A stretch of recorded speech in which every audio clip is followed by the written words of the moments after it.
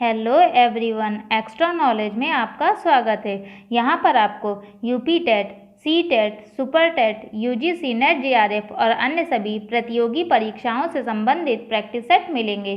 तो आज हम आपके लिए लाए हैं समाजशास्त्र का प्रैक्टिस सेट नंबर 18। तो आइए शुरू करते हैं। क्वेश्चन नंबर 1, समाजमिति का उपयोग सर्वप्रथम किसने किया है? Option A Lundberg, option B Moreno, option C Bogardus या ऑप्शन डी बर्गेस। तो यहाँ पे आपका आंसर होगा ऑप्शन बी, मेरिनो ने समाजमिति का उपयोग किया है। आइए जानते हैं समाजमिति क्या होती है।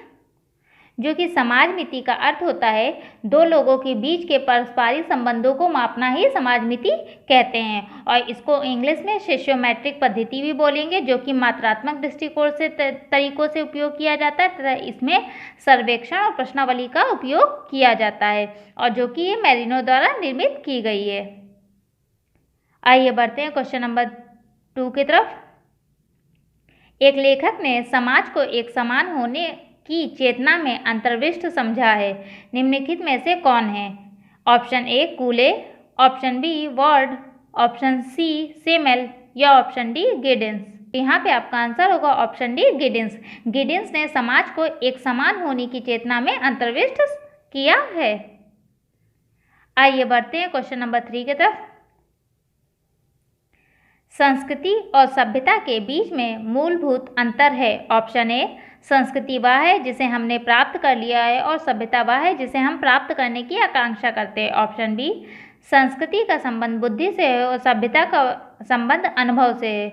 ऑप्शन सी संस्कृति गौण है परंतु सभ्यता प्राथमिक है। या ऑप्शन डी हम जो है वही संस्कृति और हमारे पास जो है वह सभ्यता है। तो यहाँ पे आपका आंसर होगा ऑप्शन डी, हम जो है वो संस्कृति कही जाएगी और हमारे पास जो है वो हमारी सभ्यता कही जाएगी। ये संस्कृति और सभ्यता के बीच का अंतर है।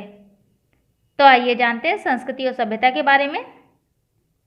जैसे कि संस्कृति अंग्रेजी भाषा के कल्चर से, जो कि लैटिन भाषा के कल्चर से बना है, जिसका अर्थ होता है जोतना, विकसित करना या परिष्कृत करना। अगर संक्षेप में बात की जाए तो किसी भी वस्तु को यहाँ तक परिष्कृत किया जाता है जिसका अंतिम उत्पादक हमारी प्रशंसा व सम्मान प्राप्ति का हो। या ये कह सकते हैं कि संस्कृति जो होती है वो एक सीखा हुआ व्यवहार होती है जो अपने मनुष्य के पास कुछ समय तक संचित रहती है, फिर वो पीढ़ी दर पीढ़ी हस्तांतरित होती रहती है। और संस्कृत शब्द का वैज्ञानिक एवं औपचारिक अर्थों में प्रयोग मानव शास्त्री ईवी टायलर ने किया, जो कि उन्होंने अपनी पुस्तक 1871 में प्रिमिटिव कल्चर में किया। तो बात की जाएगी संस्कृति कहाँ से लिया गया है, तो ये समाजशास्त्र में मानव शास्त्र से लिया गया है। वहीं बात की जाए सभ्यता की, तो सभ्यता जो है वो संस्कृति का ही अंग है। इसकी बात की जाएगी तो आपकी जो भौतिक प्रगति हो रही है वो सभ्यता कही जाएगी, और संस्कृति मतलब जो कि आपके मानसिक क्षेत्र में प्रगति हो रही है वो आपकी संस्कृति कही जाएगी। सभ्यता का जो क्षेत्र होता है वह व्यक्ति और समाज के बाह्य स्वरूप से है। सभ्य का शब्द शाब्दिक अर्थ होता है जो सभा में सम्मिलित होने योग्य हो। इसलिए सभ्यता ऐसे सभ्य व्यक्ति और सामाजिक समूह को आकार देती है कि जो सभ्यता होती है वो मानव निर्मित भौतिक वस्तुओं को अपने अंदर शामिल करती है। सभ्यता को हम मूर्त रूप में प्राप्त करते हैं। ये जो सभ्यता होती है मानव की आवश्यकताओं की पूर्ति का साधन होती है, ठीक है। और सभ्यता संस्कृति के विकास का उच्चतम स्तर मानी जाती है तथा संस्कृति जो होती है परिवर्तनशील कम होती है और सभ्यता जो है आपकी परिवर्तनशील ज़्यादा होती है। आइए बढ़ते हैं क्वेश्चन नंबर 4 की तरफ। क्वेश्चन नंबर 4, बाल हत्या एवं स्वजाति भक्षपावाद निम्नलिखित में से किसे दर्शाता है? ऑप्शन ए सांस्कृतिक सापेक्षता, ऑप्शन बी जातीयता, ऑप्शन सी सांस्कृतिक बहुलवाद या ऑप्शन डी सांस्कृतिक चयन।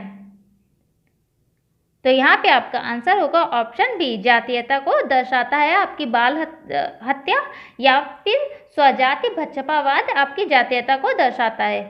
आइए जानते हैं जातीयता क्या होती है। जातीयता या इसे बोलते हैं एक जाति का समूह। उन लोगों की एक श्रेणी है जो समान वंश के होते हैं, भाषा, इतिहास, समाज, संस्कृति व राष्ट्र की समानताओं के आधार पर एक दूसरे से पहचाने जाते हैं, उसे हम जातीयता बोलेंगे। नस्ल आमतौर पर एक विरासत की स्थिति है जिस पर समाज रहता है। एक जातीय समूह की सदस्यता एक साझा संस्कृति, विरासत, वंश, मूल, मिथक, इतिहास, मातृभूमि, भाषा, बोली, धर्म, पौराणिक कथाओं, अनुष्ठान, व्यंजन, ड्रेसिंग शैली, कला, शारीरिक उपस्थिति जैसे प्रतीकात्मक प्रणालियों द्वारा परिभाषित किया जा सकता है। मतलब जातीयता जो होती है वो एक जाति का समूह होती है जिनके अपनी एक बोली होती है, एक अपना धर्म होते हैं, एक अपने रीति रिवाज होते हैं, अनुष्ठान होते हैं, ड्रेसिंग शैली होती है। ये सब आपका जो एक जैसा होगा वो एक जाति के समूह कहे जाएंगे। आइए बढ़ते हैं क्वेश्चन नंबर 5 की तरफ। क्वेश्चन नंबर 5, निम्नलिखित में से कौन सा सुमेलित नहीं है? ऑप्शन ए भूमिका निर्माण टर्नर, ऑप्शन बी भूमिका ग्रहण मीड, ऑप्शन सी भूमिका पुंज मर्टन या ऑप्शन डी भूमिका दूरी सोरोकिन। तो यहाँ पे आपका आंसर होगा ऑप्शन डी, भूमिका दूरी सोरोकिन का ना होकर के आपका गॉफमैन का है। तो आइए जानते हैं भूमिका निर्माण, भूमिका ग्रहण और भूमिका पुंज और भूमिका दूरी के बारे में। जैसे कि बात की जाए भूमिका निर्माण की, तो ये रॉल्फ टर्नर की अवधारणा है। इसके अनुसार भूमिका हमेशा अंतःक्रिया की प्रक्रिया में परिवर्तित होती रहती है, इसलिए भूमिका हमेशा बनने वाली प्रक्रिया में शामिल होती है। मतलब भूमिका का अंत नहीं होता, एक भूमिका आपको मिलेगी, अगर वो खत्म होगी तो दूसरी भूमिका आपसे जुड़ जाएगी। तो ये भूमिका निर्माण आपका जो कि टर्नर की अवधारणा है।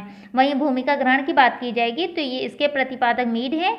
इनके अनुसार किसी विशिष्ट भूमिका को सीखना ही भूमिका ग्रहण कहलाता है। जैसे कि अगर बात की जाए दरोगा भर्ती के लिए अभ्यास करना या किसी और भी कंपटीशन के लिए तैयारी करना, ये एक तरह से हम भूमिका का ग्रहण कर रहे हैं, ठीक है।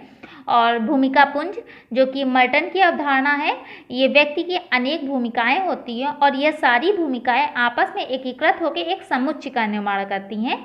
इस समुच्चय को ही परिस्थिति कहते हैं और उस परिस्थिति से जुड़ी भूमिकाओं को भूमिका पुंज कहते हैं। जैसे कि एक प्राचार्य की भूमिका प्राध्यापक के प्रति, क्लर्कों के प्रति, छात्रों के प्रति, अभिभावकों के प्रति आदि के साथ मिलकर के मिलती है, उसकी सबके साथ अलग अलग भूमिका होती है, तो इसलिए वो एक भूमिका पुंज बन जाता है। और अगर बात की जाए भूमिका दूरी की, तो इसके प्रतिपादक गॉफमैन है। जब कोई व्यक्ति अपनी भूमिका से ऊब जाता है या उसे अरुचिकर लगने लगती है तो वह उससे दूर होने की चेष्टा करता है, तो इसे हम भूमिका दूरी कहेंगे। जैसे यदि कोई चिकित्सक या वैज्ञानिक अपने पेशे से काफ़ी ऊब जाता है तो वो कुछ दिनों के लिए क्या करता है, उस काम से विश्राम करता है या विश्राम ले लेता है, तो इसे ही भूमिका दूरी कहेंगे। आइए बढ़ते हैं क्वेश्चन नंबर 6 की तरफ।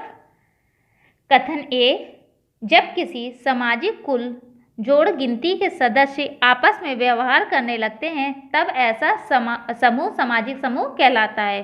कारण दिया गया है, रेल के डिब्बे में सहयात्री आपस में ताश खेलने लगे और आपस में खाद्य पदार्थ बांटकर खाते हैं, ऐसे में उनका सामाजिक समूह बन जाता है। अब यहाँ पे आपका कोड दिया गया है। ऑप्शन ए और आर दोनों सही है, आर ए की सही व्याख्या है। ऑप्शन बी, ए और आर दोनों सही है लेकिन आर और ए की सही व्याख्या नहीं है।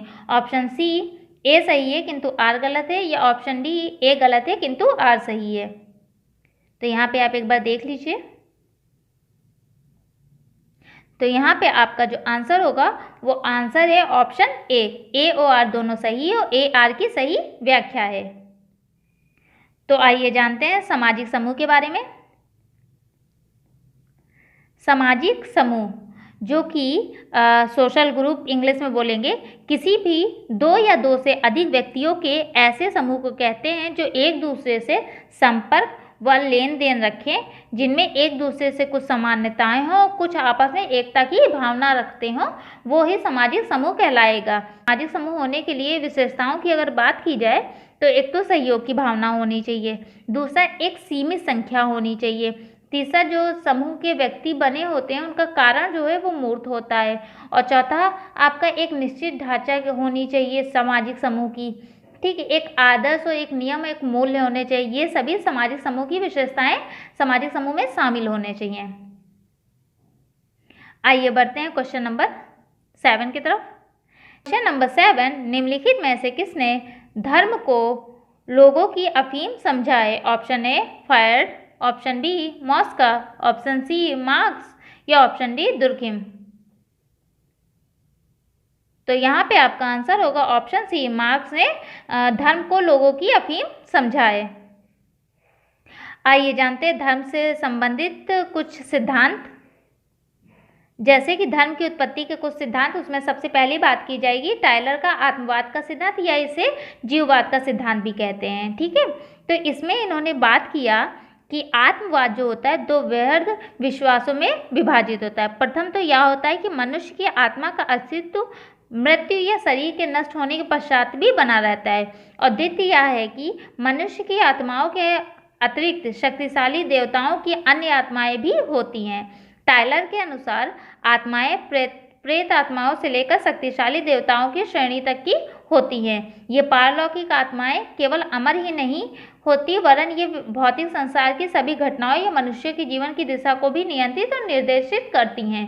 इस प्रकार टायलर ने जो था आत्मवाद को दो भागों में बांटा था, एक शरीर आत्मा और एक स्वतंत्र आत्मा। उन्होंने बताया कि जब शरीर की मृत्यु हो जाती है तो एक आत्मा बनती है, फिर वो आत्मा जो होती है वो दैवीय रूप में परिवर्तित होती रहती है स्वतंत्र आत्मा के रूप में, तो वो जो होती है मनुष्य की सारी घटनाओं को नियंत्रित करती है।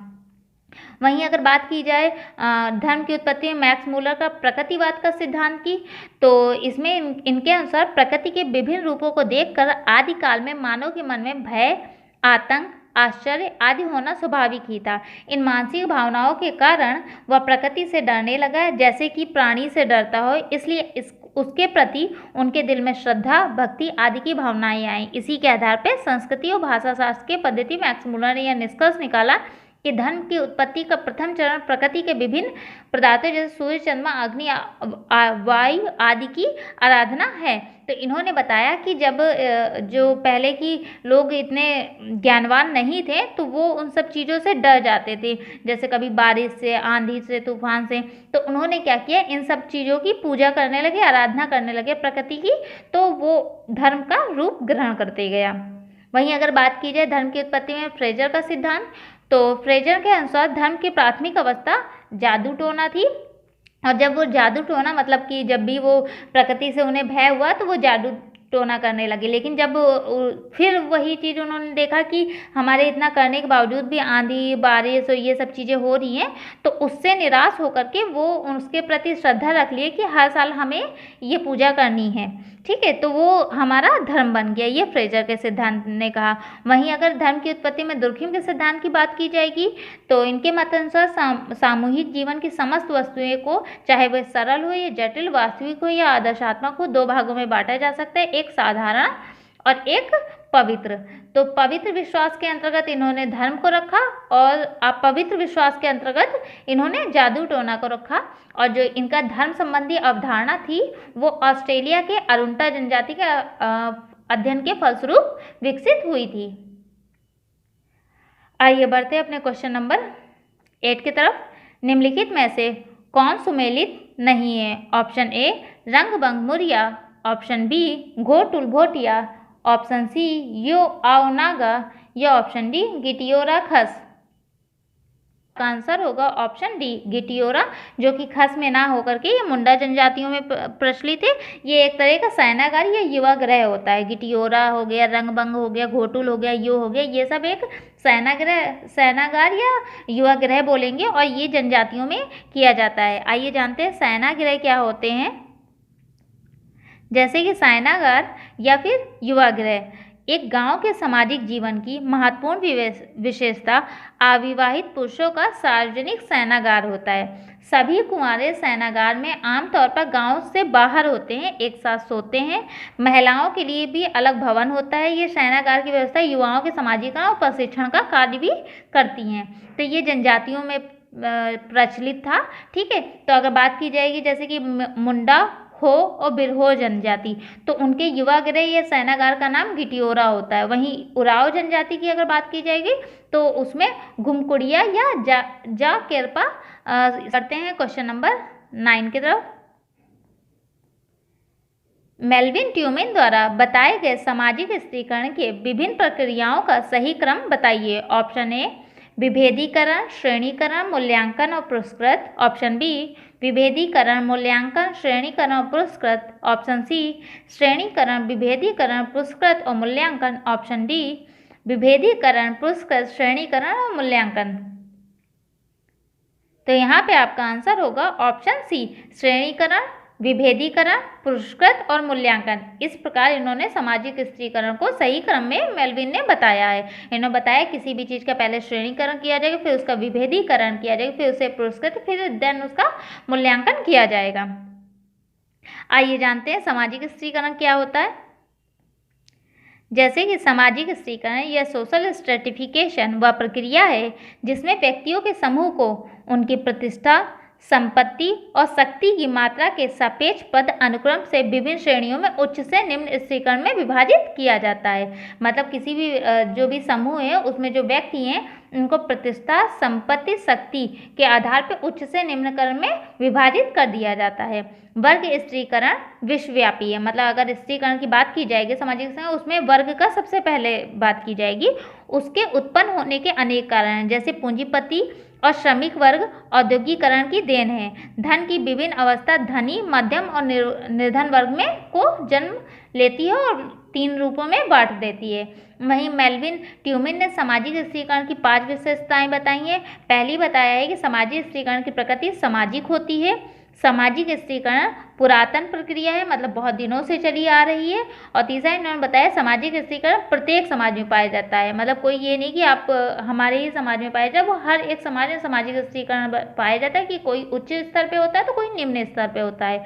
वहीं 4 इन्होंने बात किया है सामाजिक स्त्रीकरण के विभिन्न स्वरूप होते हैं और सामाजिक स्त्रीकरण एक परिणामिक प्रक्रिया होती है। आइए बढ़ते हैं क्वेश्चन नंबर 10।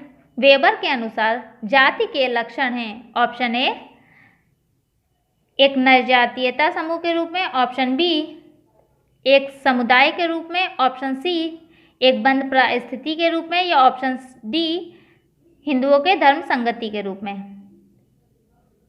तो यहाँ पे आपका आंसर होगा ऑप्शन सी एक बंद परिस्थिति समूह को जाति का लक्षण मानते हैं वेबर के अनुसार जो जाति व्यवस्था है भारत में पूंजीवाद के विकास में बाधा पहुंचाती है और भविष्य में इसकी उन्नति में भी अगर कोई बात उन्होंने बात की है तो वो जाति को ही माना है कि जाति जो एक है वो बंद परिस्थिति है जो कि आगे बढ़ने नहीं देती है, और इन्होंने पूंजीवाद के विकास की बाधा भी जाति को ही माना है। आई होप आपको हमारे द्वारा लाए गए क्वेश्चंस पसंद आ रहे होंगे, तो प्लीज़ लाइक करें, सब्सक्राइब करें, शेयर करें। Thank you for watching my channel.